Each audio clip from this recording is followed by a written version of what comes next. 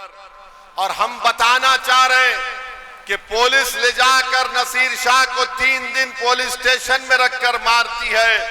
आप बहादुर नहीं हैं, आप हिजड़े हैं, मुकन्निस हैं। 20 साल नीतीश कुमार मुख्यमंत्री हैं। आज आपके पास एक सुनहरा मौका आया है कि आप अपने वोट का सही इस्तेमाल करें। भारत की जमहूरियत को मजबूत करिए, नाइंसाफी का खात्मा करिए, अपने मुकद्दर के फैसले खुद करिए और यही आपकी कामयाबी होगी। नौजवानों, जब तुम यहां से उठकर जाओगे, ये पैगाम लेकर जाओ कि आने वाला कल तुम्हारा है, ये लड़ाई तुम्हारे मुस्तकबिल की है और हम एक ताकतवर बिहार को देखना चाहते हैं जहां पर सब लोगों से इंसाफ होगा। समानता की बात सिर्फ लफ्जी जुमला नहीं होगी बल्कि उस पर अमल होगा। बराबरी की बात होगी, हिस्सेदारी की बात होगी, अब गुलामी की बात नहीं होगी। और ये पैगाम दे रहे हैं कि जो भारतीय जनता पार्टी और नीतीश कुमार जो सियासत कर रहे हैं वो नफरत की सियासत है, वो अक़लियतों को दबाने की सियासत कर रहे हैं, हमको दूसरे दर्जे का शहरी बनाने की कोशिश कर रहे हैं। वो हमारे मजहबी मुकामात को एक वफ़ के काले कानून के जरिए से हमको उससे महरूम करने की कोशिशें कर रहे हैं। दूसरी तरफ आपके सामने है कि एक इंडिया अलायंस है जिसकी सबसे बड़ी पार्टी राजद है। राजद के सामने अख्तरुल ईमान साहब ने उनको खत लिखकर वाज़े तौर पर तेजस्वी यादव को बता दिया कि हम आपके तरफ दोस्ती का हाथ बढ़ाते हैं। अगर आप चाहते ये हैं कि यहाँ पर दोबारा नीतीश कुमार और बीजेपी की हुकूमत ना बने तो आइए आप और हम मिलकर चुनाव लड़ते हैं। मजलिस इत्तेहादुल मुस्लिमीन ने तेजस्वी यादव को लिख कर दिया कि हम सिर्फ 6 सीट चाहते हैं बिहार के विधानसभा के चुनाव में। 5 तो हमारे जीत कर आए थे, हमने 6 का मुतालबा किया। मगर आप देखिए अख्तरुल ईमान ने लिखकर यह भी दिया कि अगर आपको सत्ता मिलती है तो हम अपने आप को मंत्री का ओहदा मत दीजिए। हम सिर्फ यही चाहते हैं कि बिहार में अक़लियतों से, दलितों से, मजलूमों से, पिछड़ों से इंसाफ हो सके और बिहार में आरएसएस के एजेंडे को नाकाम बनाया जाए। अब आप खुद देख रहे हैं कि तेजस्वी यादव की तरफ से कोई बात नहीं की जाती है। फैसला आपको करना है कि क्या ओवैसी बीजेपी को रोकना चाहता है या फिर तेजस्वी बीजेपी को कामयाब करना चाहता है। ये फैसला इस विधानसभा की जनता को करना है, ये फैसला बिहार की जनता को करना है। मेरे अजीज दोस्तों और बुजुर्गों, तीसरी बात यह है कि आज आप देखते हैं कि अभी हमने सुना कि यहाँ पर 5 सितंबर के दिन मिलादुन नबी के मौके पर जनाब नसीर शाह साहब को राजा पाकर थाने की पुलिस बेवजह उठाकर ले गई, मारपीट की गई और 3 दिन के बाद नसीर शाह की लाश थाने से आ गई। हम पूछना चाहते हैं भारत के प्रधानमंत्री मोदी से, नीतीश कुमार से, चिराग पासवान से, जनाब कुशवाहा साहब से, अगर मरने वाले का नाम नसीर शाह नहीं होता, कुछ और होता, तो अब तक पूरे थाने का थानेदार से लेकर कांस्टेबल तक सब बरतरफ हो जाते। मगर मोहैया की आवाम आपको बता रहा हूं कि यह सिर्फ नसीर शाह की मौत नहीं है, ये मौत आपको पैगाम दे रही है कि बिहार में बिहार की सबसे बड़ी अक़लियत की जान की कोई कीमत नहीं है, हमारी जान की कोई कीमत नहीं है। मरने वाले का नाम नसीर शाह था, इसीलिए हम देखते हैं कि नीतीश कुमार और बीजेपी की सरकार कोई एक्शन नहीं लेती। ये क्यों दोहरा रवैया इस्तेमाल किया जा रहा है? अरे इंसान है नसीर शाह, वो उसकी औलाद, उसकी बीवी बेवा हो गई जो आज हमारे सामने आई थी। जब मालूम हुआ तो अख्तरुल ईमान गए, तो आपकी जान की कीमत आपको अपने ओट से दिखाना पड़ेगा। आपको अपनी जान की कीमत अपने ओट से दिखाना पड़ेगा। अगर आप नहीं दिखाएंगे तो एक नसीर शाह आज मरा, नहीं मालूम कितने नसीर शाह मुस्तकबिल में मर जाएंगे जालिमों के जुल्म का शिकार होकर। और हम बताना चाह रहे हैं कि पुलिस ले जाकर नसीर शाह को 3 दिन पुलिस स्टेशन में रखकर मारती है। आप बहादुर नहीं हैं, आप हिजड़े हैं, मुकन्निस हैं। कैसा आपने गरीब को उठाकर, कैसा आपने गरीब को अपने कस्टडी में रखकर उसकी मौत हो गई। अरे आपको चाहिए था, यहां के डीजी साहब को चाहिए था, नीतीश कुमार को चाहिए था कि उनको सस्पेंड करते, उनके खिलाफ एक्शन देते, अरे मिनिमम एसडीएम की इंक्वायरी ऑर्डर करते। मगर नसीर शाह मर गया। कौन जिम्मेदार है किसको पता नहीं है। मैं मुबारकबाद देता हूं पुलिस वालों को जो नसीर शाह को गिरफ्तार करके लेकर गए। आप इंसाफ नहीं करें, कोई बात नहीं, अल्लाह और जमीन व आसमान का खालिक कुदरत इंसाफ करेगी। आप ये कभी खामोश नहीं बैठा जा सकता इस बात पर कि गरीब को ले जाकर थाने में रख दिया गया और कोई एक्शन नहीं लिया जाता है। बहरहाल आपको अपने वोट के जरिए से बताना पड़ेगा कि आपके जान की कीमत कितनी है। आप अगर नसीर शाह के साथ हैं, आप नसीर शाह के साथ हैं, आप नसीर शाह की मौत को मौत मानते हैं, आप मानते हैं कि नसीर शाह को मारकर पीटकर उसको खत्म कर दिया गया, तो फिर आपको भारत की लोकशाही में संविधान इस बात की इजाजत देता है कि आप जब अपना वोट डालने जाएंगे तो याद रखिए नसीर शाह की बेवा आपके सामने थी, वो इंसाफ के लिए पुकार रही है।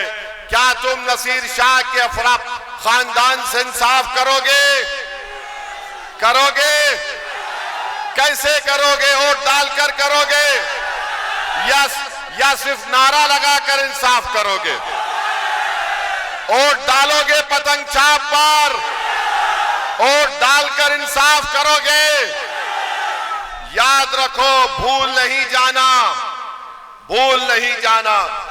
दूसरी बात सुनिए, अरे सुनिए, सुनिए, दूसरी बात यह है कि इस विधानसभा में अनुमंडल अस्पताल है, राजद का विधायक है, अस्पताल में डॉक्टर है,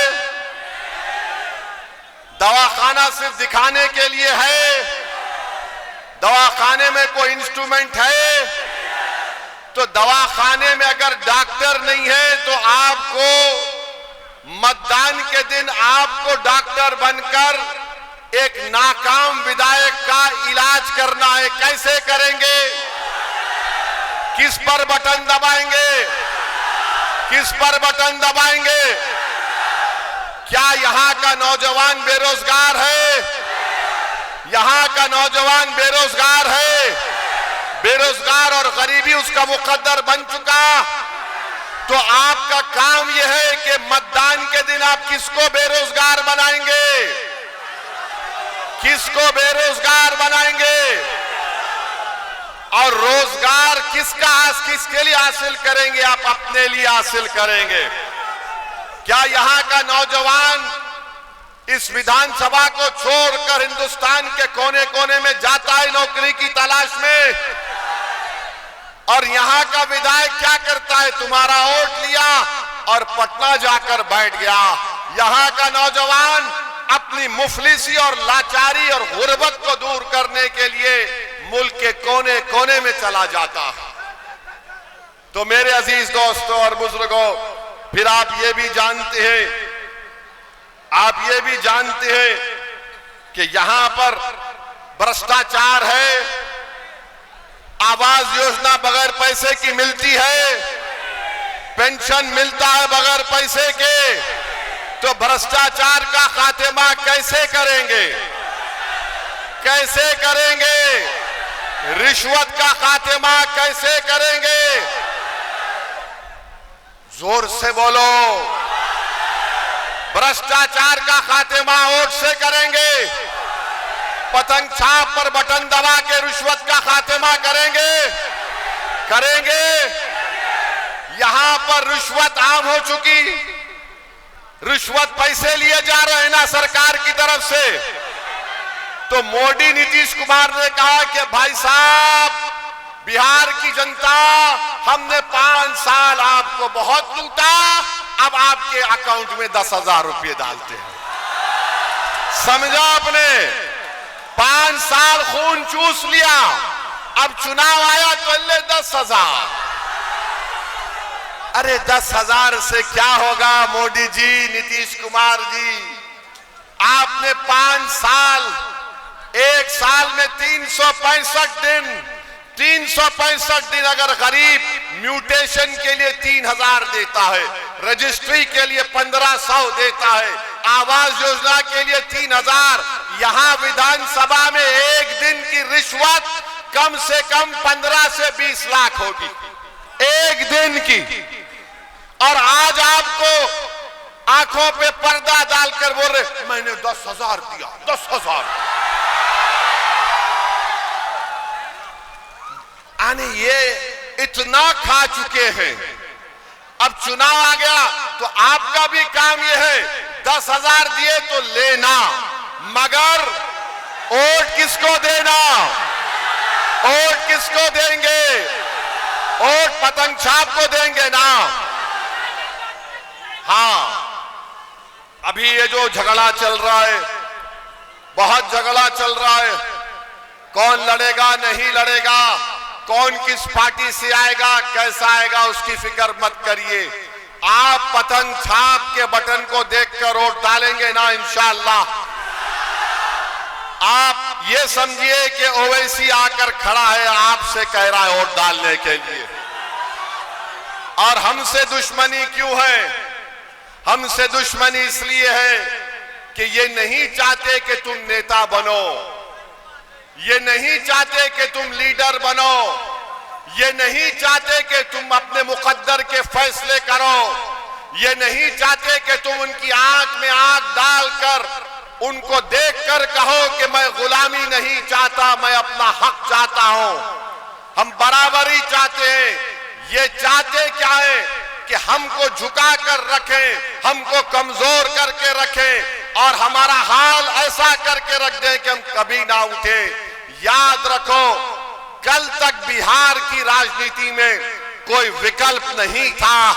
मोदी था, नीतीश था, तो दूसरी तरफ राजद और उनकी पार्टियां थी। ये दोनों ये समझ रहे थे अगर इनसे नाराज हुए तो उनके पास चले जाएंगे। अब मजलिस तीसरी ताकत बनकर उभरी है। अब इन दोनों को परेशानी है। मोदी परेशान, नीतीश कुमार परेशान, राजद परेशान। ये अब कैसा होगा? ये अब ऐसा होगा कि अब गरीबों का इस्तेसाल खत्म होगा, गरीबों को उनका हक मिलेगा। नेता बनेंगे, आप नेता बनेंगे या सिर्फ वोट डालकर घर में सो जाएंगे? तुम नेता बनना चाहते हो? तुम विधायक बनना चाहते हो? तुम सांसद बनना चाहोगे? तुम मुख्यमंत्री बनना चाहोगे? तुम देश के प्रधानमंत्री बनना चाहोगे? जोर से बोलो, बनोगे? जोर से बोलो, बनोगे? अपने ख्वाबों को पूरा करो। मजलिस तुम्हारे ख्वाबों को पूरा करना चाहती है। और याद रखो इस बात को, अगर वो मुख्यमंत्री बन सकते तो तुम भी बनोगे इंशाअल्लाह ताला। अगर कोई विधायक वो बन सकता है तो तुम भी विधायक बनोगे। तुम में इतनी काबिलियत है, तुम में इतनी ताकत है। शर्त सिर्फ यह है कि हम मुत्तहिद हो जाएं, मुत्तहिद हो जाएं। इत्तेहाद एक ताकत है, याद रखो। इंतशार एक मौत है। इत्तेहाद ताकत है, इंतशार मौत है। और जैसा कि किसी शायर ने अच्छा कहा था कि जिंदा रहना है तो मीरे कारवां बनकर रहो, जिंदा रहना है तो मीरे कारवां बनकर रहो, इस जमीन की पस्तियों में आसमान बनकर रहो, इस जमीन की पस्तियों में तुम आसमान बनकर रहो। मेरे नौजवानों, आज बिहार में करीब 60% आबादी बिहार में 25 साल से कम उम्र नौजवान लड़के और लड़कियों पर मुश्तमिल है। ये लड़ाई तुम्हारी ओवैसी और अख्तर ईमान लड़ रहे नौजवानों, ये मुस्तकबिल तुम्हारा है। हम अपने बुजुर्गों से अपील कर रहे हैं कि आप जब वोट डालने जाएंगे तो इन अपनी औलाद की तरफ अपने महल्ले के नौजवानों के चेहरों को देखो, इनके हाल को देखो, इनकी बेरोजगारी को देखो, तुम्हारे घर की गुर्बत को देखो, तुम्हारे उन बच्चियों के ख्वाबों को कौन पूरा करेगा जो पढ़ना चाहती है, तुम्हारे उन नौजवानों को जो तुम्हारा घर छोड़कर हिंदुस्तान के कोने कोने में चले जाते हैं। मेरे भाई, ये ख्वाबों को पूरा करने का वक्त है और हम अपने ख्वाबों को पूरा कर सकते हैं। कोई कहेगा कि ओवैसी जज्बाती तकरीर कर रहा है, अरे जिसमें जज्बात नहीं वो मुर्दा है, जिसमें जज्बात नहीं वो मुर्दा है, जिसके ख्वाब नहीं वो इंसान नहीं हो सकता। तो अपने ख्वाबों को पूरा करने का वक्त है मेरे अजीज दोस्तों और बुजुर्गों। 70 साल हमने सबको आजमा लिया मगर किसी ने हमारे ख्वाबों को पूरा नहीं किया। अरे हद तो ये हो गई कि एक नसीर शाह मर गया तो आज चुनाव आया तो तुम आकर मुझे गाली दोगे, मगर नसीर शाह की बेवा से मिलने कोई नहीं जाता। क्यों नहीं जाते? जाकर मिलना था, हिम्मत दिलाना था। अख्तरुल ईमान किशनगंज से निकलकर यहां तक आया। तो मेरे अजीज दोस्तों और बुजुर्गों, हम आपको बता रहे हैं कि आपके पास एक विकल्प है, एक मुतबादिल है। क्या आप मजलिस का साथ देंगे? वोट डालेंगे, वोट डलवाएंगे, अपने माँ बाप को राजी करवाएंगे, खुद वोट डालेंगे, या फिर कोई आके तुम्हारे कान में बोले ऐसा बोलेगा, अरे नहीं नहीं बी टीम, मोदी जी आके बोलेंगे, भाजपा आके बोलेगी, अरे ओवैसी राष्ट्रवाद की बात नहीं करता तो क्या करोगे? मेरे भाई याद रखो, इन्हीं बातों को हम सुन सुनकर थक जाते हैं मगर हमारे हौसले पस्त नहीं होते हैं।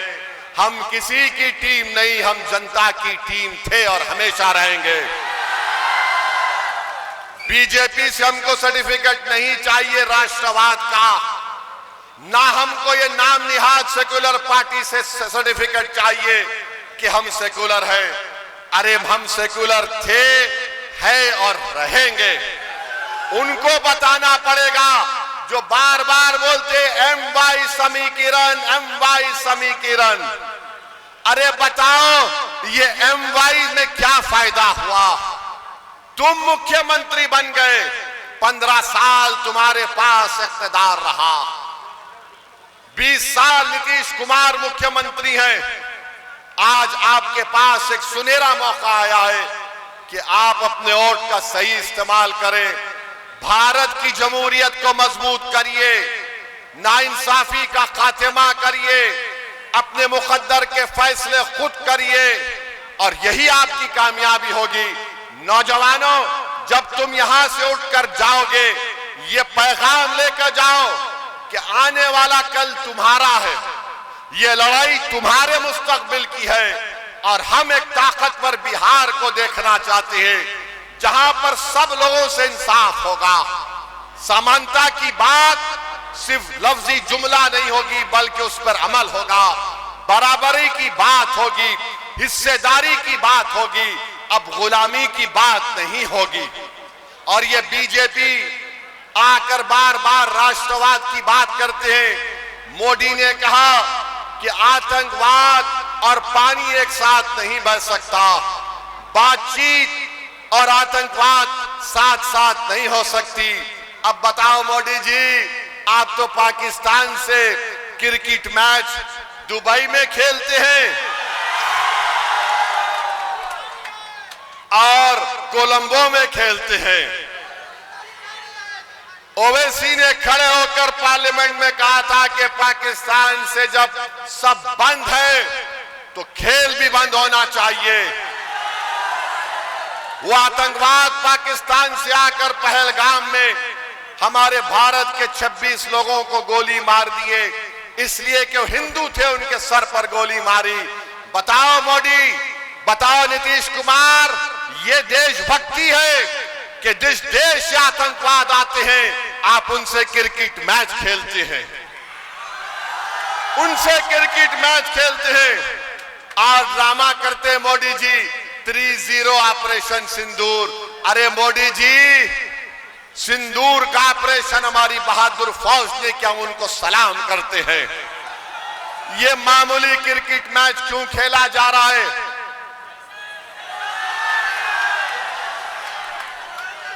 किसके लिए खेला जा रहा है? किसके लिए खेला जा रहा है? ये देशभक्ति होती है, ये देशभक्ति होती है। नहीं नहीं, ये बाइलैटरल, मल्टीलैटरल, अरे भाड़ में जाए बाइलैटरल, मल्टीलैटरल। अच्छा, ये मोदी जी 7,000 रुपये दिए। अरे जो सैलाब आता है, जमीन कटती है, कुछ इंतजाम किया नहीं। और मोदी जी बोलते यहां पर घुसपैठी घुस गए हैं। नेपाल में क्या हुआ आपको पता नहीं, बांग्लादेश में क्या हुआ आपको पता नहीं। इलेक्शन कमीशन 65 लाख नाम निकाल दिया, उसमें कोई घुसपैठी नहीं है। मोदी कहां चले गए? तो मालूम हुआ हमको बदनाम करने के लिए बात कही जाती है।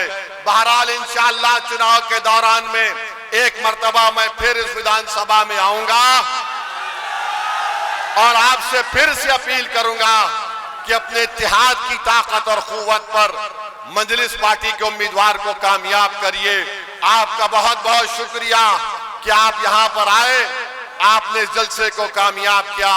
पतंग छाप जिंदाबाद, पतंग छाप, पतंग छाप, पतंग छाप।